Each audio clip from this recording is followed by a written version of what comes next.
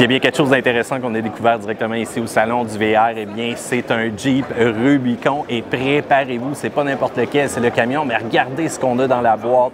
Frédéric, écoute, je suis assez surpris de voir ça. C'est quand même un produit assez unique, là. Oui, en fait, c'est un produit québécois bâti au Québec. Mon père était le concepteur de ce produit. Nous, notre but dans notre compagnie, c'est d'avoir un produit qui est très léger, qu'on puisse mettre sur n'importe quel camion. Puis en fait, c'est ça qu'on est venu à faire, notre boîte campeur. On a environ une autonomie de vie de 7 jours sans lumière.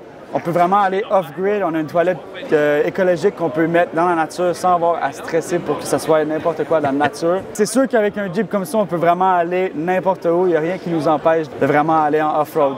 De sortir des sentiers battus, comme on Exactement, dit. Et là, ouais. une question classique là, pour le bon conducteur de camion en moi. Est-ce que ça change beaucoup le comportement routier d'avoir ton campeur en arrière dans la boîte comme ça? Non, en fait, le campeur est tellement léger qu'on n'a pas vraiment besoin d'adapter le camion en tant que tel. C'est sûr que oui, en termes de stabilité, on a toujours envie d'avoir une sway bar ajustable à l'arrière. Parce que oui, veut pas, un Jeep, ça bouge de droite à gauche comme n'importe quel Jeep que vous conduisez.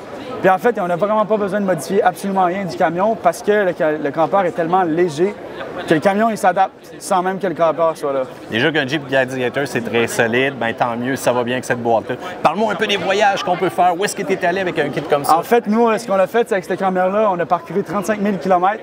On a vraiment mis à rude épreuve. On a été jusqu'au fleuve du Saguenay. On a passé dans les trails les plus pires avec des gros cailloux. On s'est vraiment pas stressé. On s'est dit, écoute, on l'envoie le plus pire qu'on peut.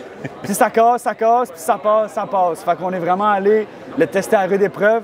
On est allé aussi dans les plages, Cape Cod, on est allé dans le sable, dans le sel. On a vraiment voulu tester le campeur. Puis en fait, le campeur a résisté totalement bien.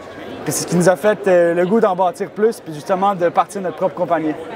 Parle-moi aussi justement des applications. C'est pas juste sur un Jeep, tu as un Ford aussi là, directement en fait, ici. Là. On est capable avec nos campeurs de vraiment aller dans le grand range de camions.